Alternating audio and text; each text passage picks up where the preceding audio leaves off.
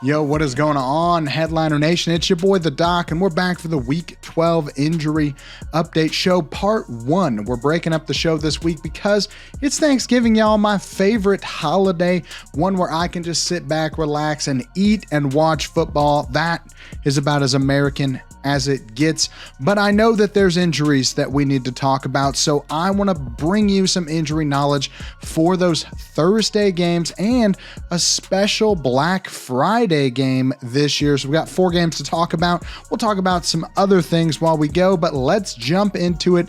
Week 12 Injury Update Show, Part 1. Let's get it. All right, guys, before we get into the Thanksgiving matchups, let's talk about a few players whose season was ended last week during week 11. First up, Bengals quarterback Joe Burrow has an injury that's being described as a middle ligament wrist injury. Now, my guess for what a middle ligament injury is in the wrist is a scapholunate ligament tear. This is a small ligament that actually is in between 2 of the wrist bones, right in the middle of your wrist. Kind of a rare injury. We don't see it a lot in football, more common in baseball, but surgery and recovery timeline for this is about 6 months. So we should see Joe Burrow back to start training camp next season. Ravens tight end Mark Andrews has a fibula fracture and a high ankle sprain. I kind of speculated on those 2 injuries last week in the video because they were happening as I was recording, but we did find out he does have a cracked fibula, which means he is done for the regular season. Now, there are some rumors going around that he might be able to make it back, but that would be assuming, 1, that the fracture is not that bad in his fibula, and 2, that he can actually get back in the playoffs if the Ravens make it far enough. So I would assume that at the earliest, we would see him in the divisional championship round if they get that far, even possibly the Super Bowl. The team is that talented, but we'll see what happens. Seems like everything kind of always falls apart for the Ravens as we hit into the end of the season. But Mark Andrews, done for fantasy football. You can safely drop him. 49ers safety. Oh, I'm going to screw this name up. Talanoa Hufanga, I think that's how you say it, has an ACL tear. He is done for the year. Big blow for their defense. One of their better tacklers and just cover guys in general. One of the better safeties in the league. And then the Dolphins running back, 3rd string running back, Salvon Ahmed, dealing with a foot injury. He has been ruled out for the rest of the year as well. No buys this week for the team. So we're going to head straight into the Thanksgiving games. Packers at the Lions. Packers running back Aaron Jones dealing with an MCL sprain. Hasn't practiced yet this week. No word so far on if he will end up on IR with this injury. But given his extensive injury history with this specific injury, he's had multiple MCL sprains thus far. And the video analysis that I've done watching the video, it looks like he had a complete tear. They haven't called it that yet, but that's what it looked like on video. We would be week to week with that, a chance that he still gets placed on IR. I'm having a hard time keeping him on rosters at this point. I just don't see when Aaron Jones is going to be able to produce for your fantasy teams. If you got IR spots, maybe put him there, but you might be holding him if they opt not to put him on IR for multiple weeks. So just be aware of that as well. Tight end Luke Musgrave has a lacerated kidney, has not practiced yet this week. Actually lacerated his kidney after being tackled and stayed in the game last week, but he was taken to the hospital afterwards, stayed for a few days. They have fixed this, hopefully, but wide range of outcomes with this type of injury. Lacerated kidney. Keenan Allen had one in 2015, missed the rest of the season. Chauncey Gardner-Johnson had it last year, and he missed 5 games. So a very wide range of outcomes for Musgrave. Another guy that could be done for the year for the Packers. And we got to remember that the Packers not really looking to make the playoffs right now as things stand. So if they start losing some more games, we could see a situation where they shut both of those guys down. Running back A.J. Dillon has a groin strain. He's in line for more work, but with the groin injury, I don't really expect a lot of upside for him, more of an RB3, assuming that he plays, which I expect him to. And then linebacker Devondre Campbell has a neck stinger, hasn't been practicing. Looks like they're going to be without him this week. As for the Lions, they're pretty healthy, playing well. I'd expect a Lions victory on Thanksgiving. Moving on to the Commanders at the Cowboys. Commanders running back Antonio Gibson dealing with a toe injury. Missed last week, practicing limited this week. He's going to be a game time decision. He's best left on the bench for your fantasy teams, though. Wide receiver Curtis Samuel has a toe injury as well. He's getting full practices in. I think he's going to be all right for playing in this game, but again, not really someone I'm throwing into my fantasy lineups. And then they are getting some defensive help. Linebacker Cody Barton coming off the ankle sprain, coming off IR, practicing in full. Looks like he's going to be back and should be busy because they have two other linebackers that are expected to miss this game, Dejon Harris and Kaliki Hudson. Kaliki Hudson, both projected to miss this game with injuries. So good for Cody Barton to come back in. If you've got him on your IDP rosters, I'd be throwing him in there. As for the Cowboys, running back Rico Dowdle has an ankle sprain, hasn't practiced yet this week. Kind of had a little bit of a moment where he looked like he might be one of the better running backs on the team. But that didn't really pan out because he's been hurt the last couple weeks. It seems like he was probably more of a flash in the pan than someone we can start in our fantasy lineups week to week. Wide receiver CeeDee Lamb has an ankle sprain. He's getting a full practice in on Tuesday. I don't know if I've been screwing up the dates. I'm used to recording this on Thursday. So if I screw up the dates, just know I'm talking about Monday and Tuesday, not Wednesday and Thursday. Apologies if I've already screwed that up. But CeeDee Lamb dealing with that ankle sprain, he should be good to go, and he is definitely startable. Moving on to the 49ers at the Seahawks. 49ers dealing with some injuries on the offensive line. Two guards down right now. Aaron Banks has a toe injury. He's limited. He has missed the last 2 weeks, though. If he can't come back on the short week, I feel like he's probably going to miss this game just based on when it's happening. If it was on Sunday, I think he'd play. Same thing with their guard, Spencer Burford, dealing with a knee injury, hasn't been practicing.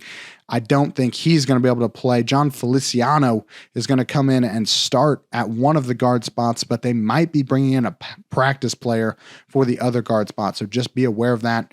It doesn't really affect anybody on the surface, but could lead to some disappointing performances if the Seahawks are able to put some pressure on Brock Purdy. As for the Seahawks, they got running back Kenneth Walker dealing with an oblique strain.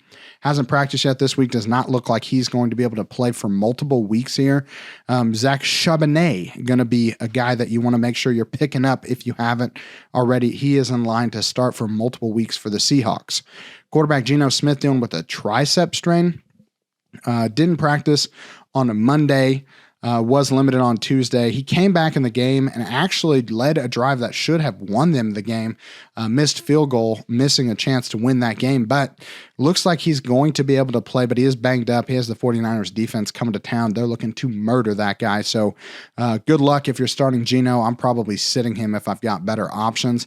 And then a weird one here. Wide receiver DK Metcalf was not listed on Monday. Tuesday, didn't practice at all with what they're calling a toe injury. Now, he has been sitting out weeks in practices week to week with other ailments, hip issue, rib issue. Now he's got a toe issue, and I'm not quite sure if the team is playing some tomfoolery with the injury reports just to give him a day off of practice. I know that they've done that in the past. So I don't know if this is actually an injury or not. If he doesn't practice on Wednesday, then I'm pretty sure that this is an issue that has come up, something you need to be aware of going into this Thursday game. I'd be looking for an alternative if he doesn't practice again on Wednesday. But the Seahawks, like I said, can be tricky with the injury reports. So I wouldn't be surprised, I guess, if he plays and there's nothing wrong with him, but I also wouldn't be surprised if he totally misses the game. So I don't know. He's a game time decision. Just be aware that DK Metcalf could be banged up, but could also not be banged up. I know that's not helpful, but just bear with me. I'm trying to get you guys some information on a short week. Last game I'm going to talk about today, Black Friday game, Dolphins at the Jets. Dolphins, a running back, Devon Achane, dealing with a knee injury, got a limited practice in. So it sounds like his injury from before when he was on IR was aggravated after just a few plays. Not ideal if you started him in your fantasy matchups last week. I started him in basically every league that I had him, so I feel your pain.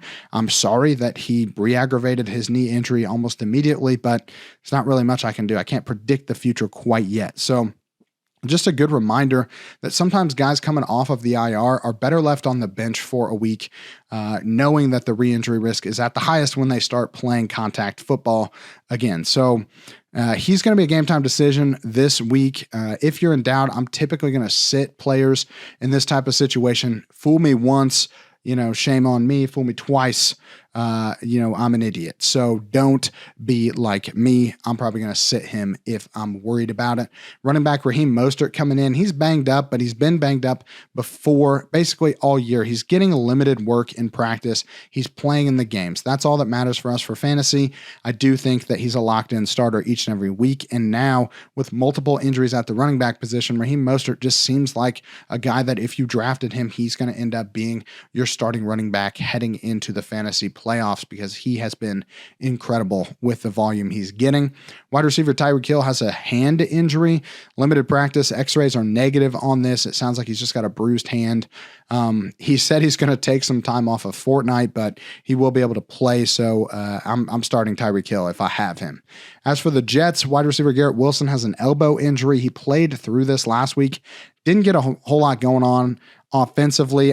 It's hard to tell if it was the quarterback situation, if it was the team just wasn't playing well at all, or if Garrett Wilson's elbow is bothering him.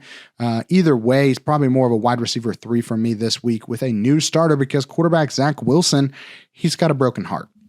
He's not actually injured, but his feelings are hurt really, really bad after he got demoted, not just from the starting position, but all the way down to the QB3. He's being listed as a QB3 on the team. Hopefully Aaron Rodgers can come back from his Achilles injury.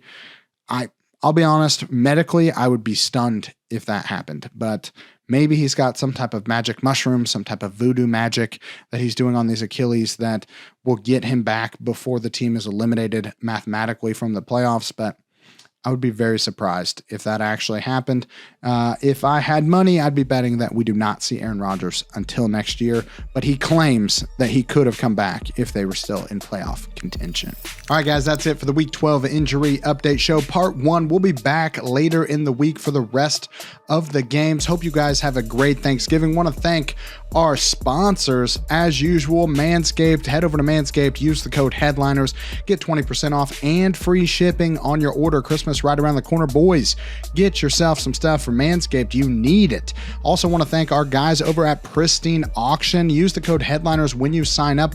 Let them know that we sent you over there to be eligible to win all the free stuff that we give away. Jake just got a huge box full of unbelievable signed sports merchandise, football merchandise from our boys at Pristine Auction. Make sure you use the code HEADLINERS and thank them for sending us all this sweet swag to give away to you guys for free.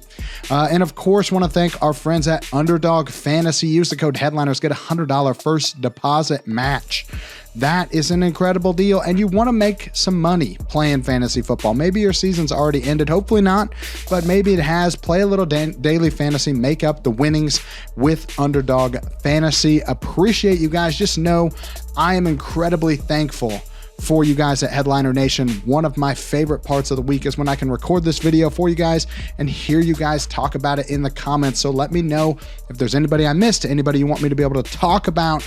Maybe if you throw some people down there, I will include them in the video later this week and make sure I talk about them if there's someone specific, but I'm probably already going to mention them. But again, thank you guys because you help make this whole thing work. And I am incredibly grateful to be a part of this channel. Hope you all have a great Thanksgiving, and we'll see you later this week.